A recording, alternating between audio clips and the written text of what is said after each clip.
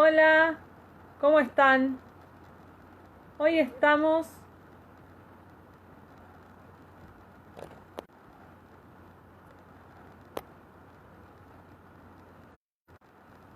Ahí está, perdón, estamos con problemas técnicos. Bueno, ¿cómo están? Arrancamos. Hoy vamos a hablar de proyectos de inversión. La idea del vivo del día de hoy es conversar un poco sobre algo que por ahí está muy difundido, pero evaluar algunos conceptos y algunas cuestiones que por ahí son muy particulares y a veces no sé si se transmitan o se tienen en cuenta. Lo primero que tenemos que entender es que los conceptos de los cuales vamos a conversar hoy son aplicables a la evaluación de proyectos, ¿sí?, de inversión, como dijimos antes, pero que no están vinculados estrictamente a activos financieros, sino que en realidad están vinculados a proyectos de inversión que tienen que ver, por ejemplo, por citar un ejemplo, a la apertura de algún negocio comercial, ¿sí?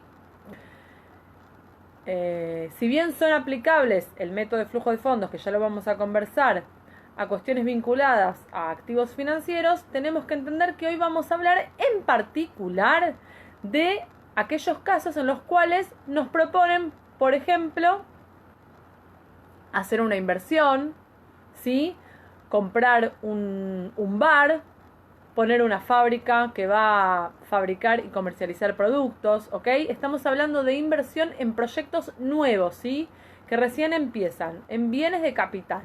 La idea principal que tenemos que tener en cuenta es que el método del que vamos a conversar hoy tiene que ver con calcular el valor actual del flujo de fondos. Entonces, la idea es entender que cuando hablamos de un proyecto de inversión futuro, lo que nosotros vamos a determinar es el día de hoy, o sea, cuando estamos haciendo la evaluación del proyecto, cuál es el monto al valor actual, es decir, al día de hoy, de esos flujos de fondos futuros.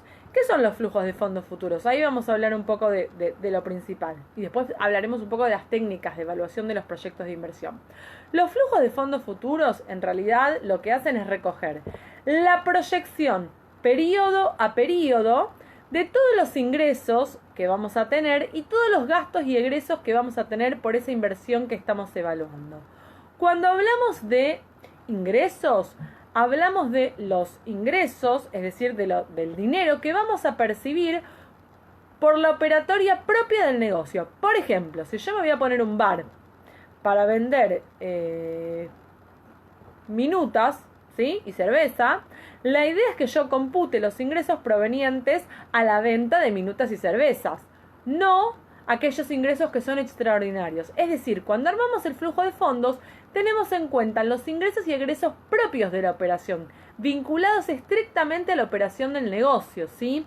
Imaginemos que estamos hablando de un negocio que inicia con 2 edificios y el día de mañana venderemos uno de ellos. Bueno, eso es una ganancia extraordinaria. No tiene que ver con un ingreso propio del negocio, ¿sí? Esto que parece una pavada, no es una pavada. Cuando analizamos flujo de fondos, siempre hablamos de la actividad propia del negocio. Y los gastos y egresos lo mismo.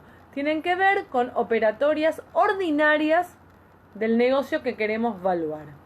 Bien, una vez que nosotros para cada momento del tiempo, digamos, determinamos esos ingresos y egresos, por diferencia obtendremos en cada momento del tiempo el flujo de efectivo. La propuesta para analizar el negocio es utilizar una tasa de descuento, que después hablaremos un poco de cuáles son los requerimientos para realizar los flujos de fondos y las proyecciones en forma adecuada.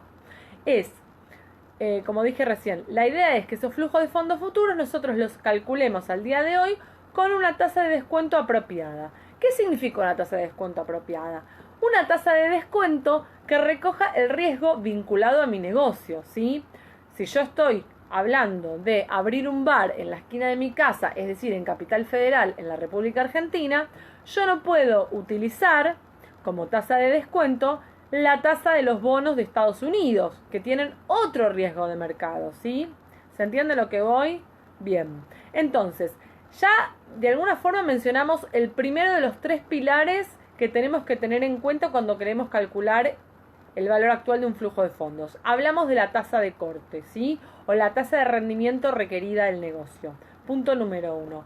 Punto número 2, como dijimos recién, los flujos se tienen que corresponder con ingresos y egresos netamente operativos del negocio. Y por último, y fundamental en el marco en el cual nosotros nos encontramos, el horizonte temporal. Nosotros estamos en Argentina. En Argentina es importante comprender que como el entorno macroeconómico es de una variación frecuente, cuando hablamos de largo plazo vamos a hablar de proyecciones a 5 años. En otros países, donde los mercados son un poco más estables, por ejemplo Estados Unidos, hablamos del largo plazo a 10 años. La realidad es que para hacer la proyección del flujo de fondos, el flujo de fondos se tiene que proyectar a un horizonte de inversión tal que el flujo de fondos se normalice. Es decir, en un momento del tiempo se espera que la compañía o el negocio que estemos emprendiendo brinde un nivel de ingresos menos egresos constante. Bueno, cuando llegamos a esa perpetuidad, es decir, a ese momento donde todos los años vamos a ganar 500 pesos, por dar un ejemplo, bueno, ahí es donde se corta el flujo de fondos. Pues ya no tiene sentido, ¿sí? Ya sabemos que de ahora en más va a ser siempre lo mismo, ¿ok? Bien. Entonces, ya dijimos que para armar un correcto flujo de fondos tenemos que tener en cuenta, por un lado, ingresos y egresos operativos propios del negocio. Por otro lado, trabajar con el horizonte de planeamiento correspondiente. Y por último, que la tasa de corte que utilizaremos tiene que ser aquella tal que refleje los riesgos del negocio. Ahora vamos a hablar un poco de las técnicas o de las herramientas que tenemos para evaluar y comparar los flujos de fondos. Como dijimos recién, tenemos la posibilidad de calcular el valor actual del flujo de fondos. Vamos a hablar del VAN. El VAN, que significa valor actual neto, es una medida absoluta que nos permite calcular el valor actual, como dijimos antes, del flujo de fondos a la tasa correspondiente. El criterio de aceptación del proyecto bajo la regla del VAN es que si yo calculo el valor actual con las condiciones que les indiqué recién y ese valor actual me da positivo, yo voy a aceptar ese proyecto de inversión, ¿sí? Si por el contrario me da negativo, yo voy a rechazar ese proyecto de inversión. Algunas cosas que me parecen interesantes comentar del VAN.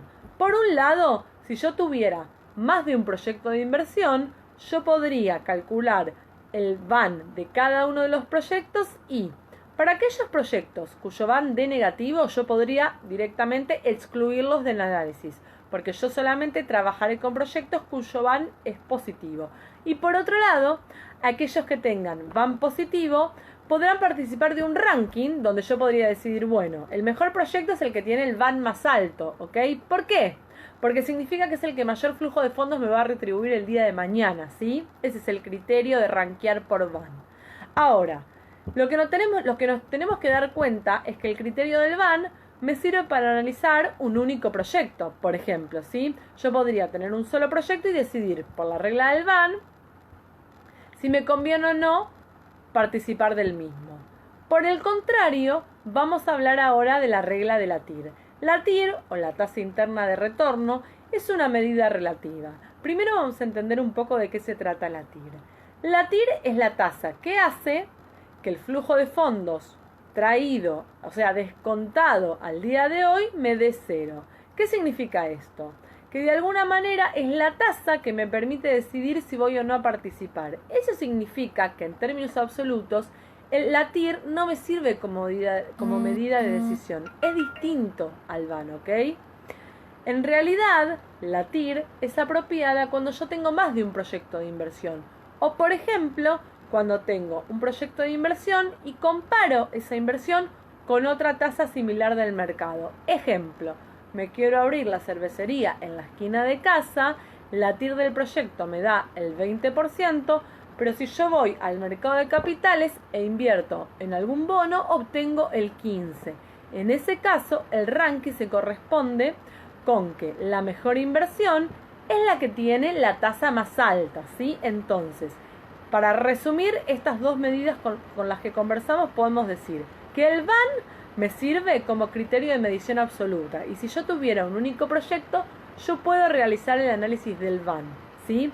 con el criterio de que si el VAN es positivo, aceptaremos el proyecto. En el caso de tener múltiples proyectos, yo podría calcular el VAN de cada uno de ellos y rankear, luego de descartar aquellos que tengan VAN negativo, yo podría rankear esos proyectos que me quedaron con VAN positivo y elegir aquel que tenga mayor VAN.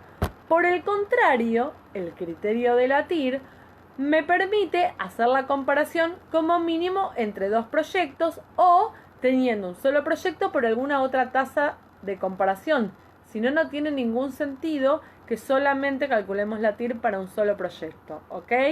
Bien. Con esto más o menos quiero cerrar la charla de hoy. La verdad es que era una charla cortita, pero me parecía importante comentar estas cuestiones que muchas veces se dejan de lado y cuando tenemos que hacer este tipo de evaluaciones no sabemos cómo manejarnos. Entonces quería tirar estos pequeños tips, por lo menos, para poder cerrar este tema de la evaluación de proyectos de inversión, ¿sí? Bueno, nos encontramos entonces en el vivo de la semana que viene. Muchísimas gracias por participar a todos.